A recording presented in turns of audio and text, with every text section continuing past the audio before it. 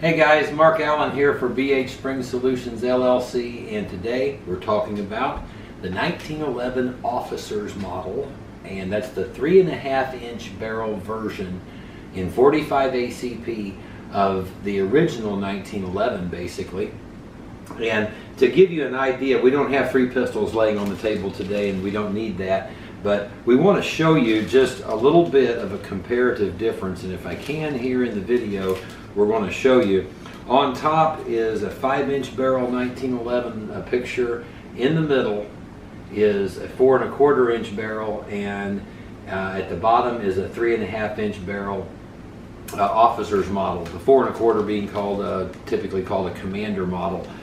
The 45 ACP cartridge was invented by John Browning, and he was also the inventor of the 1911. What a genius to be able to make the handgun you want to make and then make the optimal cartridge for it.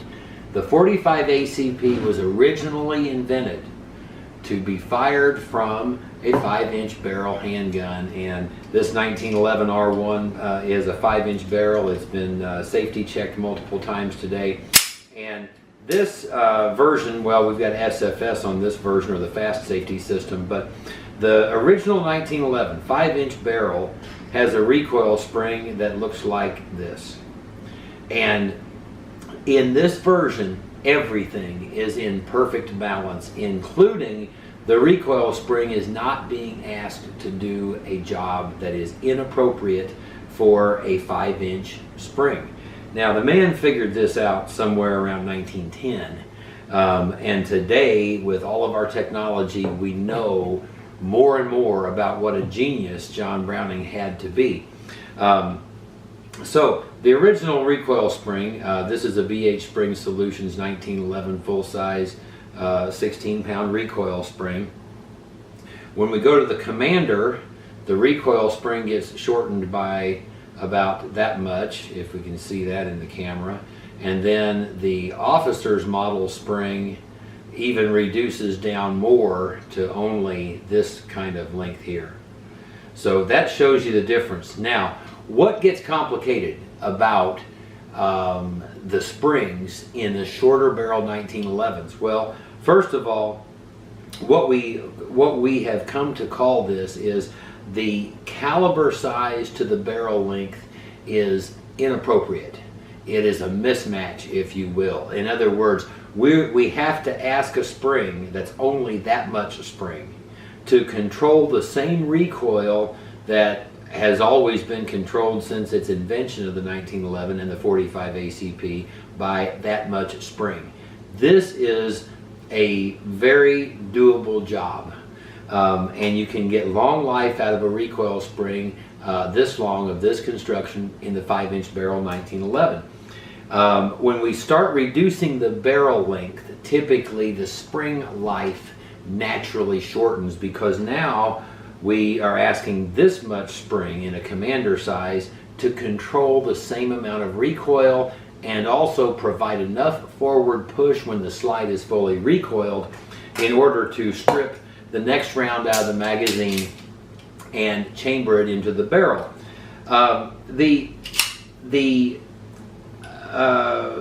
You may notice that some gun makers, Remington I think is one, they stopped shortening the barrel on their current line of 45 1911s at I think 4.25 inches, and they don't go below that.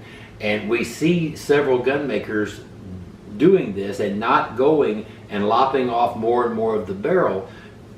The problem comes, what kind of performance can we get and what kind of longevity can we get out of a spring that's only this long, controlling what really needs to be controlled by a spring that is this long?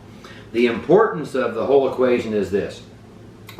When you first fire a round and you have that ignition, that it creates a tremendous amount of energy that drives the slide rearward.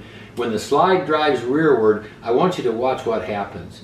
You can see the barrel was just released from the slide and it dropped or tilted downward. When that happens, the barrel is moving. If this action happens too soon, and too soon would be before the bullet has left the end of the barrel, then we have a bullet leaving the end of a moving barrel. and accuracy really suffers. Reliability suffers when that happens. So that's what we mean by control. We have to control that rearward slide movement before it moves rearward more than 4 millimeters. We have to control that to give the bullet a second to get out of the end of the barrel. And we want to control it also because controlling that recoil means better shooter comfort, better performance of the handgun, more controllable recoil. And with a 45 ACP round, the most devastating handgun round perhaps that's ever been made, controlling recoil is almost what it's all about. Because not controlling that recoil makes this thing feel like a hand cannon. Here's what we have come up with for you 45 guys in the 1911s. First of all, a word about the Commander springs. We have a variable or progressive recoil spring. I don't know if that's going to be visible in the camera or not, but we have more distance between the coils here, and on this end of the spring we have more coils, less distance between the coils. What this does is it retains control of the recoil and also makes the slide of the Commander model easier to rack. And this spring we're extremely proud of because this one tested better than all of our other Commander springs did.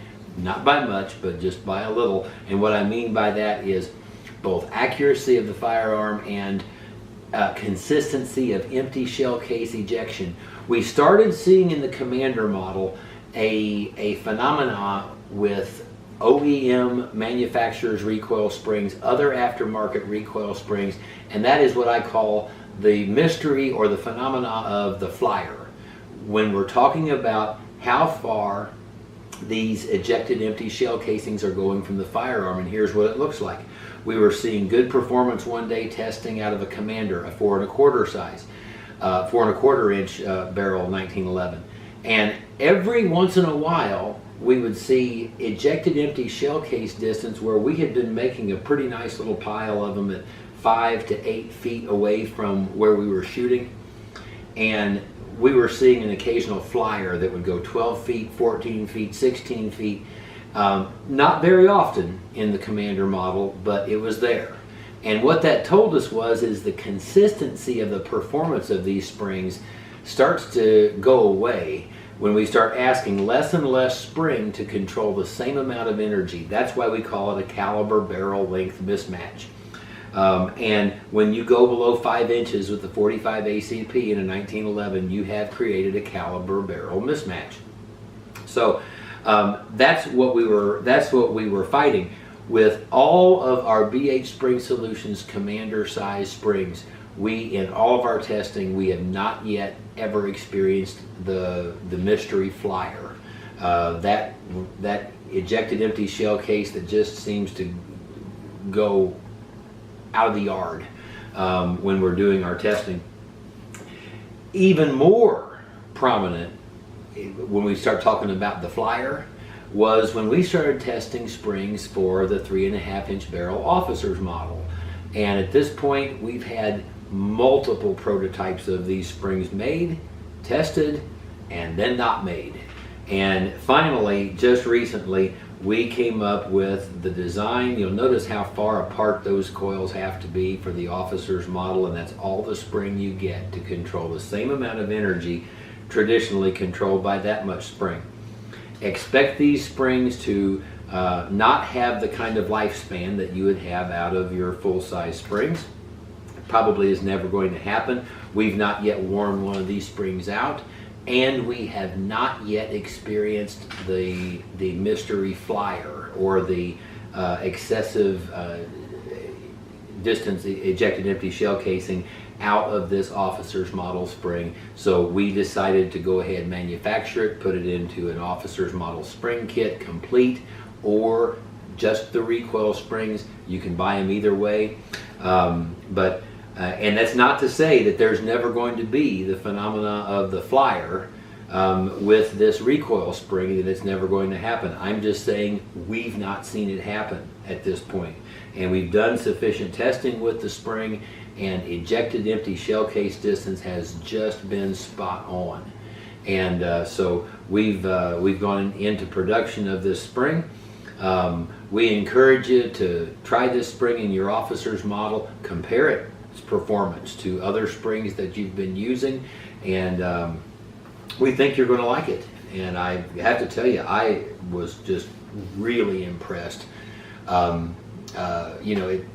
We know it's hard to get excited about springs, right? Well, until you start making them, until you become a spring company, and then you start facing these equations and trying to solve them.